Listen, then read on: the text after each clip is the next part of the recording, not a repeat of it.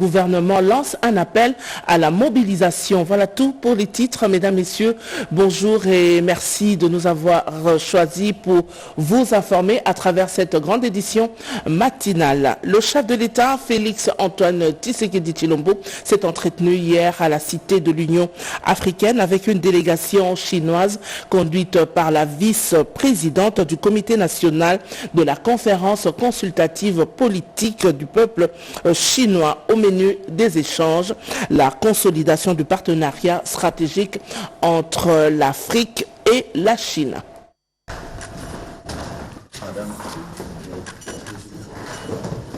Pékin entend redynamiser la coopération bilatérale avec Kinshasa. C'est dans ce cadre que s'inscrit l'audience que le chef de l'État, Félix Antoine Tshisekedi Tshilombo, a accordé ce mardi à la Cité de l'Union africaine à une forte délégation chinoise conduite par Mme Qin Boyong, la vice-présidente du Comité national de la conférence consultative politique du peuple chinois, CCPPC en sigle. La CCPPC est un organe consultatif central du système chinois, jouant un rôle de liaison entre le Parti communiste, le Parti allié et la société civile intervenant activement dans la diplomatie d'influence. La visite de ces hauts cadres dans l'organe suprême de consultation politique du gouvernement chinois s'inscrit dans le cadre de la consolidation du partenariat stratégique global entre la Chine et l'Afrique, avec une attention particulière portée à la RDC, pays pivot des intérêts chinois en Afrique centrale. Devant le chef de l'État et en présence du deuxième vice-président du Sénat, Mme Qin Boyong a affirmé que l'objectif de cette visite est de réaffirmer le soutien politique de la Chine à la RDC dans un contexte de récomposition géopolitique régionale. Elle vise aussi à explorer de nouveaux champs de coopération dans les secteurs du développement rural, de la formation des infrastructures et de la gouvernance locale. Le chef de l'État, Félix Antoine Tshisekedi Tshilombo, a été très réceptif à la communication de ses hôtes. Mme Qin Boyong est bien connue pour sa diplomatie de coopération. Elle est également connue pour son rôle actif dans les initiatives de coopération sud-sud et dans la diplomatie chinoise d'influence.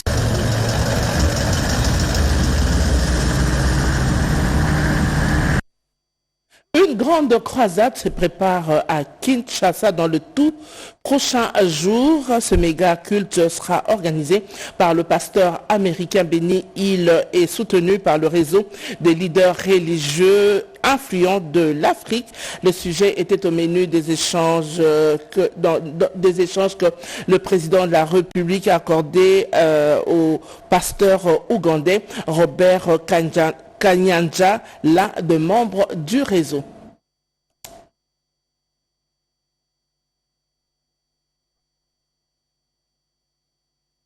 Pasteur et membre du réseau des leaders religieux influents de l'Afrique, le docteur pasteur Robert Kayanja se dit préoccupé par la paix en République démocratique du Congo et la stabilité dans la région des Grands Lacs. L'homme de Dieu ougandais et toute la délégation qui l'accompagne étaient conduits auprès du chef de l'État par le conseiller principal du président de la République en charge des questions religieuses, avec à ses côtés l'archevêque Évariste Ejiba Mapia, président et représentant légal de l'Église de Réveil du Congo. Au menu également, la grande croisade de prière prévue à Kinshasa dans les prochains jours, organisée par le pasteur américain Benny Hill. Le peuple congolais avait suivi par les médias que nous sommes arrivés à Kampala et là, le révérend Benny Hill, le pasteur américain, avait porté le drapeau congolais, il avait prié pour la paix. Il m'a fait porter ce drapeau et donc à l'issue de tous ces contacts, c'est lui qui avait invité le pasteur Benny Hill, c'est le pasteur Robert Kayanja, qui est le pasteur personnel du président de la République de l'Ouganda, Yoweri Museveni. Et donc à ce titre-là, nous avions convenu qu'il puisse demander une audience auprès du chef de l'État. Et l'audience a été accordée. Outre la paix et la stabilité en République démocratique du Congo et dans la région des Grands Lacs, le pasteur Robert Kayanja a également partagé avec le président Félix Antoine Tshisekedi Tshilombo ses ambitions d'investir dans l'agriculture et la lutte contre la pauvreté, domaine dans lequel il évolue en tant qu'entrepreneur privé dans son pays, l'Ouganda. First of all, we want to thank God for President Tshisekedi Premièrement, nous remercions Dieu pour le président Tshisekedi for allowing to see us and to de nous avoir permis de le voir receiving us in DRC Congo. et de nous recevoir sur les sols congolais. I come to talk to him about the meeting of Pastor Benny Hinn. Je suis venu le voir pour parler de la croisade du pasteur Benny Hinn. So we have come to pray for Congo. Mais aussi nous sommes venus pour prier au Congo. We talked about agriculture Nous avons parlé de l'agriculture aussi, because we are very much strong in agriculture. parce que nous sommes très forts dans l'agriculture. I want to congratulate the Congo. You have one of the greatest African leaders. Nous félicitons le Congo. Vous avez l'un des meilleurs leaders. L'audience de ce jour fait suite à une séance de prière dite en faveur de la République démocratique du Congo par les pasteurs membres du réseau des leaders religieux influents de l'Afrique à l'initiative du pasteur et prophète américain Benny Hinn. On quitte la cité de l'Union africaine pour la vice-primature de la fonction publique où le ministre en charge de ces secteurs s'est adressé au personnel fin carrière au sujet de 2 lois essentielles dans le cadre de la réforme de l'administration publique. Eh bien, ces 2 lois ont été promulguées par le président de la République. La première reprend les principes d'égalité dans l'accès aux emplois publics et la deuxième porte sur le mécanisme de protection sociale. Le 8 juillet 2025, Son Excellence, Monsieur le Président de la République, chef de l'État, a promulgué 2 nouvelles lois relatives à l'administration publique. Il s'agit de la loi numéro 25/046 du 1er juillet 2025. Cette nouvelle loi reprend sans équivoque le principe d'égal accès de tous aux emplois publics, un principe à valeur constitutionnelle, et surtout l'obligation d'une vacance préalable de poste dans les cadres organiques et la programmation budgétaire comme fondement de tout processus de recrutement, favorisant ainsi l'instauration d'une gestion prévisionnelle des emplois, des effectifs et des compétences. Concernant la loi numéro 25/049, modifiant et complétant la loi numéro 22/031 du 15 juillet 2022 portant régime spécial de sécurité sociale des agents publics de l'État. Cette loi a le mérite d'instituer un mécanisme de protection sociale contributif par capitalisation, jugé plus adapté à la nature des emplois de ces catégories spécifiques d'agents publics qui ne font pas carrière et de ces faits ne peuvent souscrire au modèle traditionnel de sécurité sociale géré par répartition et nécessitant une durée minimum de 15 ans de cotisation pour prétendre à l'ouverture des droits à la sécurité sociale. Santé publique, on en parle à ce stade du journal pour vous signaler cette déclaration du ministre de la Santé publique lors d'un briefing conjoint avec le ministre de la Communication et Médias. La courbe de l'épidémie de choléra est en forte montée. La situation devient préoccupante. La République démocratique du Congo fait face actuellement à la résurgence de l'épidémie de choléra. Au cours du briefing presse animé avec son collègue de la communication et médias, Patrick Mouyaya Katimboui, le ministre de la Santé publique, Hygiène et Prévoyance sociale a demandé à la population d'aller directement au centre de santé dès la présence de la diarrhée accompagnée de vomissements. Dr Samuel Roger Kamba Moulamba a aussi conseillé à la population d'éviter de prendre des médicaments contre la diarrhée à la maison en cas de présence de ces symptômes, car en lieu et place de soulager, cela aggrave la situation. Le choléra, pour rappeler que c'est une maladie qui est causée par une bactérie qui entraîne 2 signes essentiellement.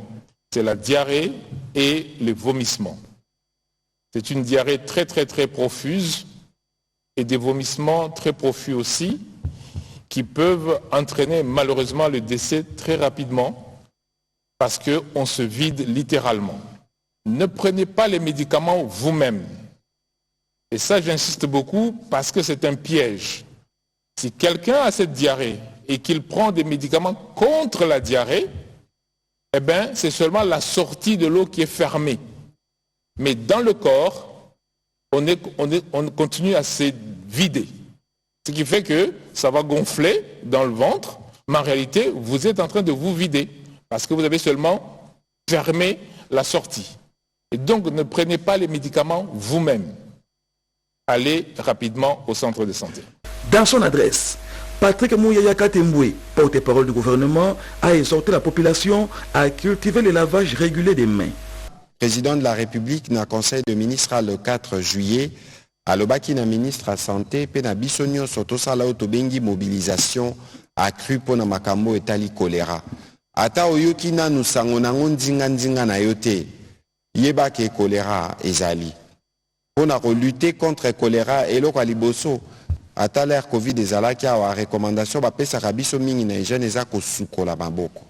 Le ministre nenga alobi awa ba soin eza gratuit. Na mokola lelo tozolo ba on a 4 points de santé mais kasikala mingi te tokokoma nango 8. Donc na mama ya RTNC azali awa na bino ba pandisango tokotala ndenge nini na ministère à santé tout ça la moi ba spot ya mikie topé monsieur le ministre moi document moka bukie pona ko ebisa batu ba précaution nini il faut bazwa pona ko éviter kokwea na bokono oyo ya choléra. À la 27e semaine de l'année, le gouvernement a dénombré 2085 cas de personnes affectées. Cette résurgence est attribuée aux inondations observées récemment ici et là et au déplacement des populations. 17 provinces de la République démocratique du Congo sont touchées par le choléra, dont Kinshasa vient en deuxième position après la Tchopo. Le métier de journaliste, un métier noble qui requiert une bonne discipline et surtout le respect de l'éthique et la déontologie parmi les femmes inspirantes de ce métier. Je cite Pauline Kabanguchita. Eh bien, cette femme de médias de première heure s'est entretenue autour de sa carrière à l'OZRT, actuelle radio-télévision nationale congolaise, avec le ministre de la Communication et Médias, Patrick Mouyaya Katemboué. Le ministre a voulu parler avec moi de mon parcours, le travail que j'ai fait à la RTNC, que ce soit à la télévision ou à la radio. Et j'étais la première journaliste justement. C'est pour ça que le ministre a tenu à me recevoir. J'étais la première journaliste, j'étais la première femme qui a eu le grade de rédacteur en chef. Et j'étais journaliste permanente. D'abord, j'étais au Parlement. Ensuite, j'étais permanente à la présidente de la République. Et c'est là que j'ai terminé, en fait. Il faut travailler avec beaucoup de sérieux. Il faut aimer le métier qu'on fait pour qu'on puisse vraiment le faire correctement. C'est ce que j'ai fait toute ma vie. Et cela m'a permis de monter de grade. Je suis montée jusqu'à devenir directeur de la première chaîne de radio, chaîne stéréo. C'est pour dire que quand on travaille bien, on vous reconnaît. C'est en 1967 que j'ai commencé à travailler à la télévision. Mais j'avais commencé déjà à travailler à la radio, et c'était à la radio Mbujima, et c'était en 1965. Et quand je suis arrivée à Kinshasa en 1967, il y avait un concours à la RTNC. Je me suis présentée et j'ai été retenue, et c'est là que j'ai commencé. Après un stage de presque 6 mois, on m'a pris à la télévision. Voilà. Et j'ai commencé à faire le journal télévisé. Autre chose à présent, reformer le secteur de la sécurité et de la justice. C'est autour de ce thème que s'est ouvert un atelier de sensibilisation sur le lien entre la sécurité et la justice.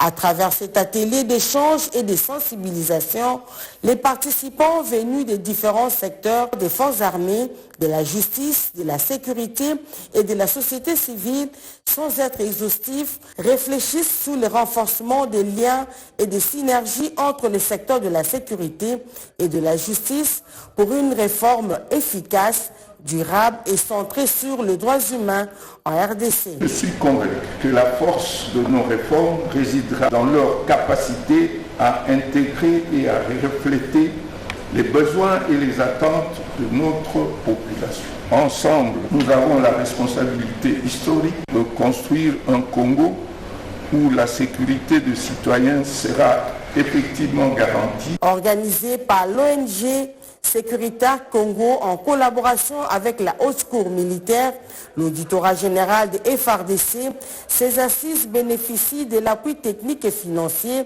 de la MONUSCO à travers la division État des droits et institutions de sécurité. La MONUSCO est engagée dans ce forum pour appuyer et accompagner un processus porté par les Congolais, pour les Congolais, en réponse aux besoins exprimés par les populations congolaises. La division État de droit des institutions de sécurité encourage la collaboration effective entre les forces de défense et de sécurité, les services pénitentiaires et le système judiciaire afin de renforcer la cohérence des réformes. En dehors des discours introductifs, les travaux se tiendront en panel et une mise en commun sera faite pour des recommandations à toutes les parties prenantes.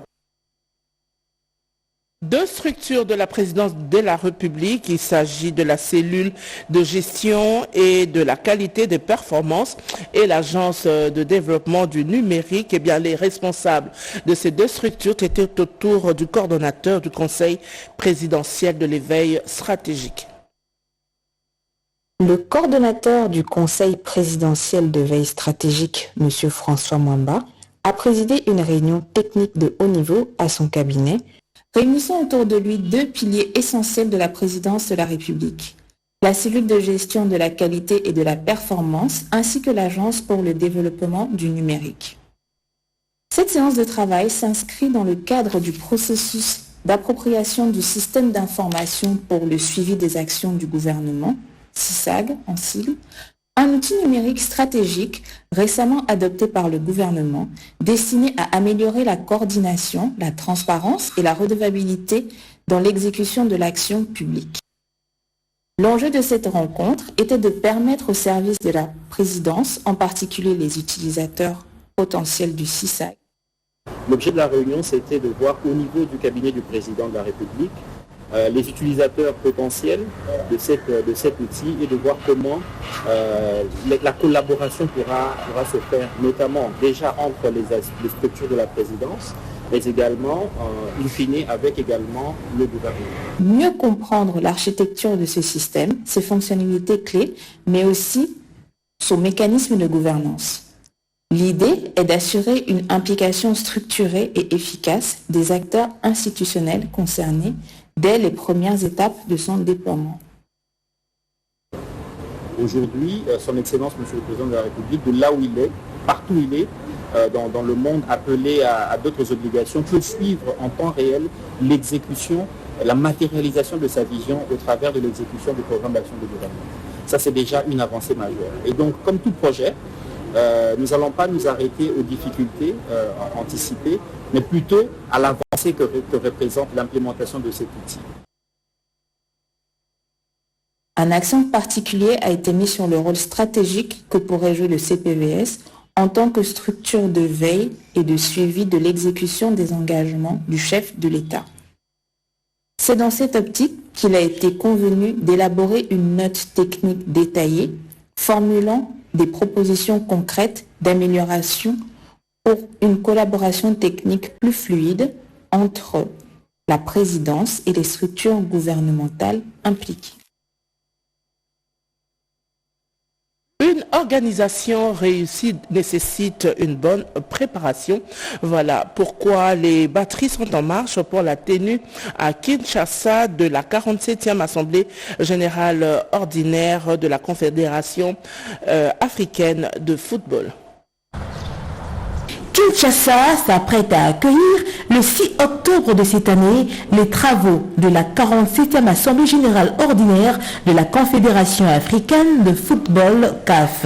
En organisant cette réunion à Kinshasa, la RDC reprend de nouveau la main après la délocalisation l'an dernier de ce grand événement sportif à Addis Abeba en raison de l'épidémie des Mpox. En prélude de ces assises, le conseiller principal du chef de l'État en charge des questions religieuses, culture Arts et Loisirs, Théo Chilumba, a reçu au nom du président de la République la délégation de la CAF conduite par le directeur de cabinet du secrétaire général de la CAF, Cédric Aguet, et une nouvelle équipe du comité de normalisation de la FECOFA. Cette réunion de travail a permis aux organisateurs de faire le point sur les avancées en vue d'une organisation réussie du point de vue logistique, consulaire, mais aussi en matière de ressources humaines. Le directeur de cabinet du secrétaire général de la CAF se dit satisfait de cette visite d'inspection. Donc, madame, nous sommes ici dans le cadre de la préparation de la 47e Assemblée générale ordinaire de la CAF. Nous sommes très contents d'avoir rencontré son Excellence le conseiller principal. Nous avons pu discuter de tous les aspects préparatifs de cette Assemblée générale et je peux vous dire que nous sommes très très satisfaits des réponses que nous avons eues, du soutien que le gouvernement nous apporte ainsi que celui de la FECOFA. On aime beaucoup quantifier notre niveau de préparation et dernièrement, je peux vous dire qu'on est déjà à 50%, on est déjà bien en avance sur nos temps de passage comparé à ce qu'ils étaient dans d'autres pays.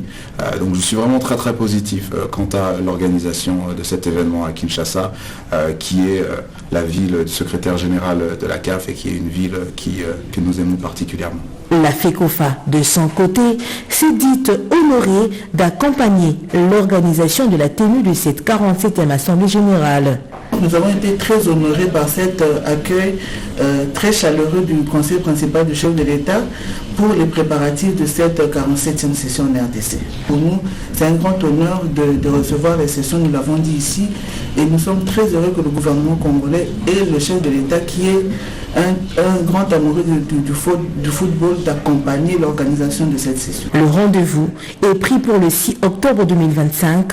L'événement sera retransmis en direct sur la plateforme numérique de la Confédération africaine de football. On va parler d'un phénomène devenu fréquent en République démocratique du Congo, c'est le phénomène détournement des deniers publics. Quelles en sont les causes? Comment les combattre et qu'en pensent les Congolais? Tentative de réponse dans ce grand reportage signé Jacques Mégy. En République démocratique du Congo, il est courant d'entendre parler de détournement des deniers publics. Qu'en pensent les Congolais? Le détournement, pour moi, c'est comme un virus. Et ce virus a détruit ces pays. C'est un fléau qui doit être banni, sérieusement. Et j'estime que notre appareil étatique n'en fait pas assez, malheureusement. Vous remarquerez que les gens qui volent l'argent de ces pays, les gens qui volent l'argent de ces petits peuples sont très à l'aise dans ces pays. Mais quelles sont les véritables causes des détournements en République démocratique du Congo? Les causes des détournements sont variées et d'ailleurs multiples. Il y a les motivations personnelles liées à la cupidité et au désir d'un enrichissement rapide au détriment de l'intérêt général. Et la deuxième cause que l'on peut évoquer, c'est la pression familiale, sociale ou même politique. C'est dire que lorsque l'on est ce qu'on appelle autorité morale, donc chef d'un parti politique, et que l'on occupe une fonction publique, l'on est tenté de se servir, pas forcément pour soi-même et manger à la maison, mais c'est pour entretenir son parti parce qu'on se dit que l'on ne sait jamais demain. La troisième cause que l'on peut évoquer, c'est l'absence des sanctions dissuasives ou l'impunité dont bénéficient certains. Comment combattre ces fléaux que sont les détournements des deniers publics? Je pense, moi personnellement, qu'il faut une assez forte coercition. Le cadre légal tel qu'il existe aujourd'hui n'est pas assez dissuasif. J'aimerais, moi personnellement, qu'on puisse ériger les détournements des deniers publics en un crime passible jusqu'à la peine, à la perpète. Moi je pense que les détournements ne devraient pas avoir place dans ces pays. Nous devons tous nous saisir à la main pour travailler et lutter contre ces virus-là. Il faut prévoir des sanctions à deux niveaux. Les sanctions pénales d'une part et les sanctions administratives d'autre part. Mais également, on peut également prévoir des sanctions à caractère moral. Commençons par les sanctions à caractère moral. Il faudrait que les détournements appellent une réprobation populaire, sans faille. Et apparemment, de plus en plus, on tente d'aller vers cela. Les peuples maintenant ne veulent plus entendre quelqu'un, des défendre une personne qui est soupçonnée de détournement. Les sanctions pénales sont prévues dans le code pénal. Là, je pense qu'on a article 4 ou 5 qui détermine la liste des peines, qui prévoit la peine de mort, travaux forcés, la servitude pénale, ainsi de suite, ainsi de suite. Suivi de ce que je veux dire, les sanctions administratives, premièrement c'est la révocation de la personne, mais également la confiscation de ses biens. La République ainsi que ses politiques ou ses gestionnaires doivent prendre conscience que le détournement est un fléau, au même titre que la corruption, au même titre que la xénophobie, au même titre que le tribalisme. Ce sont des fléaux, tous au même niveau, parce que cela dessert l'intérêt général et met la République en danger. Les détournements des fonds publics ont de conséquences désastreuses. Cet acte ignoble freine lamentablement le développement socio-économique de la nation. Ce mercredi 16 juillet, Kinshasa accueille le Festival mondial de musique et tourisme. Bien avant le lancement de ce grand événement, eh bien, Cédric Nina revient sur le préparatif de cette rencontre. Durant 3 jours, plusieurs grandes figures de la scène musicale congolaise vont se succéder sur scène. Parmi elles, Fally Ipupa, Werason, Koffi Olomide, Samangwana et bien d'autres surprises encore. Un plateau artistique exceptionnel pour faire vibrer les cœurs de Kinshasa. Kinshasa est déjà sous la fièvre et se prépare à accueillir le Festival mondial de la musique et du tourisme. Un événement d'envergure internationale placé sous les signes de la célébration, de la découverte et du rayonnement culturel. Ce festival est aussi un rendez-vous touristique visant à promouvoir la culture congolaise, sa gastronomie riche et variée, ainsi que la beauté naturelle et authentique de la RDC. Une véritable vitrine pour attirer les visiteurs venus du monde entier. Par ailleurs, l'arrivée du secrétaire général de l'ONU Tourisme, prévue pour le mercredi 15 juillet à 4 h du matin, sera ce signal fort qui consacre cette visite de haut niveau qui souligne en même temps l'importance et l'envergure de cet événement à l'échelle internationale. Cette grande fête est chapeautée par la ministre de la Culture et Arts, Yolande Lébé, et le ministre du Tourisme, Didier Mpambia Moussanga. Une initiative portée avec détermination sous l'impulsion du chef de l'État, Félix-Antoine Tshisekedi Tshilombo, résolument engagé dans la promotion de la culture et du tourisme comme moteur de développement. Le ministre de la Recherche scientifique a ouvert un atelier de sensibilisation et de vulgarisation des nouveaux textes réglementaires relatifs à la radioprotection. Ces assises de 3 jours réunissent les participants venus de plusieurs provinces du pays, soulignant l'intérêt national que suscitent les enjeux liés à la radioprotection. Dans son mot de bienvenue, le président du CNPRI, Comité national de protection contre les rayonnements ionisants, le professeur Florimond Nyamoga, a attiré l'attention des participants sur l'importance de les investir pleinement dans les travaux afin d'atteindre les résultats escomptés. L'objectif est simple, mais très ambitieux. Faire de la culture de la sûreté et de la sécurité nucléaire une réalité dans chaque entreprise, chaque service et chaque projet. Le ministre de la Recherche scientifique et Innovation technologique, Gilbert Kabanda, a également appelé les intervenants à s'engager activement dans les échanges en vue de contribuer efficacement à la mise en œuvre de ces nouvelles mesures. L'État a l'obligation de mettre en place un dispositif légal et réglementaire rigoureux afin d'en encadrer l'usage et de prévenir efficacement les risques y afférents. Ces textes dont la substance sera l'objet de sensibilisation dans le cadre de cet atelier visent à instaurer une transparence dans la procédure d'autorisation, à garantir une sécurité physique optimale des personnes et des matières nucléaires, ainsi que à encadrer l'exposition aux sources naturelles de rayonnement. Pour rappel, le Comité national de protection contre les rayonnements ionisants CNPRI a pour mission de protéger l'homme et l'environnement contre les effets nocifs des rayonnements ionisants. Nathalie Aziza Mounana, ministre des Affaires sociales et Actions humanitaires, a partagé avec le panel des facilitateurs de l'Union africaine les difficultés des populations congolaises en situation difficile. Au cours de ces échanges entre la ministre des Affaires sociales, l'Action humanitaire et solidarité nationale, Nathalie Aziza Mounana, et la directrice des opérations d'urgence de l'UNICEF, Madame Lucia, il a été question de réfléchir sur les prochaines étapes d'intervention du gouvernement et de l'UNICEF auprès des populations sinistrées de manière générale. Madame Lucia pense que la disponibilité du gouvernement de la République à travers le ministère des Affaires sociales est une aubaine pour donner des réponses appropriées aux populations en détresse. Pour apporter une réponse multisectorielle à la situation des enfants, des communautés, l'UNICEF pour appuyer les objectifs et les cadres de la réponse humanitaire, une réponse multisectorielle pour voir à la fois la protection de l'enfant, l'éducation, la santé, l'assainissement de l'hygiène, et faire si que c'est vraiment la centralité de la protection pour résoudre la crise et pour aider les enfants, surtout les enfants qui ont été traumatisés par